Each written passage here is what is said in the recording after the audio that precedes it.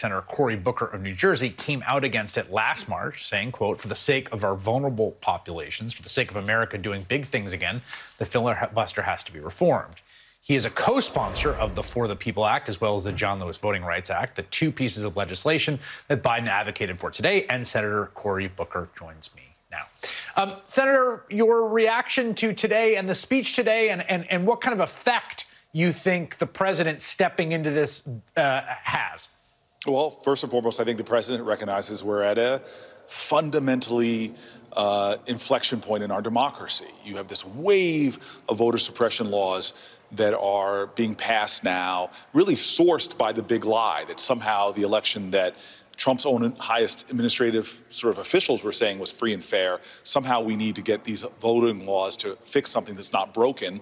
And really what they're doing is suppressing the votes of young people, Native Americans, minorities, disabled folks, and more. And so I think Joe Biden had to go out. I think he gave a tremendous full-throated endorsement. And does it have an effect? Look, you know this as well as I do. This is a personality issue. This is about a lot of individual senators and the decisions that they're going to have to make. And I think in many ways, Joe Biden's a respected guy here in the Senate. This is where he came up from. So I'm hoping it makes a difference. Yeah, I mean, I guess I'm not. Look, everyone is trying the best they can on this, and also Build Back Better, right? Got a very thin majority. You need all 50 votes. To do anything, whether it's to change the rules to get the voting rights legislation or to pass Build Back Better, the math is the math. I'm not missing something, right? Like, Sinema and Manchin say they won't vote to change the filibuster rules, and that is currently the position unless something changes. Well, an important distinction. Build Back Better, there's arguments over the base bill. We are talking about two voting bills that have 50 Democratic senators on board with them. And senators saying, yeah, there are really problematic things with some of the laws that are being passed out there that will make it more difficult for some populations to vote. So we are all in agreement with that. The question now is, what do we do with the filibuster? And I think that's what really the grind of the conversations we've been having over these last weeks, many of which I've been in, about can we figure out, is it going to be a carve out? Is there a way to modify the rule?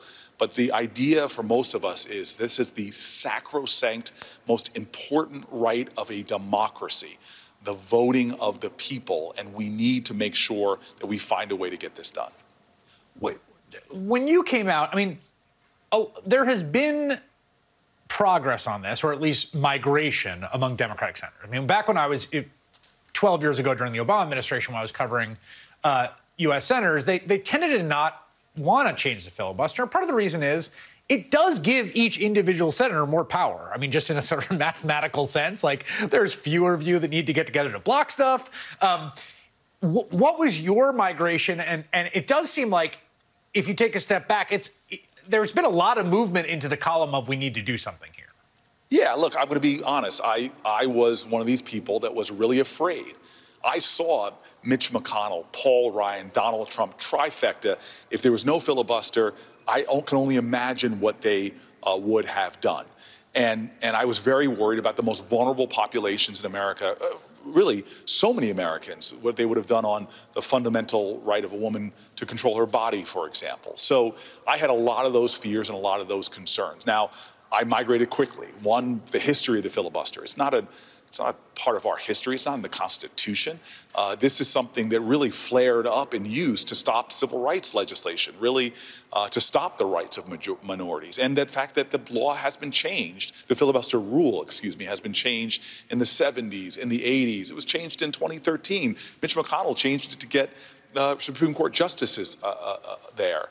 And the other final thing that really pushed me was the fact of how many of the things we are not getting done in this body that the overwhelming majority of Americans believe in. Take common sense background checks, think Roe v. Wade, that somehow we are now in a nation where the things that we agree on aren't getting done. And voters, knowing that if we get that alignment again of McConnell, Ryan, and Trump, they will be more aware that there's even more consequences if we don't engage. And so I've moved a long way, and I'm hoping, and I've loved to see the wisdom of some of my colleagues who've moved as well. Yeah, I mean, that was what was striking to me about about watching Joe Biden give this speech today, right? This is a person who is very much a creature of the United States Senate. Yeah. One of the longest serving senators we've had recently. And I think, if you asked him very recently, I mean, he is someone who is very molded and adapted to those norms. It is striking to see him making this call from the lectern as the president towards his former body. Yeah, well, look, the filibuster in a long period, early 1900s to the 1970s, was used on average one time a year. It was a rarely invoked thing. Right. It wasn't invoked in Supreme Court justices. It wasn't invoked for a lot of major pieces of legislation. It began to be abused, especially with Mitch McConnell, really taking the filibuster to a whole new level under Barack Obama. So to say that Joe Biden has changed, the real change you need to point to is the way the modern Republican Party picked up the filibuster and so abused it to the point now where many of us are saying this is ridiculous. We're stopping some fundamental progress in our country that the majority of people agree with. We need to revisit this filibuster. All right, Senator Cory Booker, it's been good to have you on tonight. Thanks a lot. It's great to be on. Thanks, man. And Happy New Year to you. All right.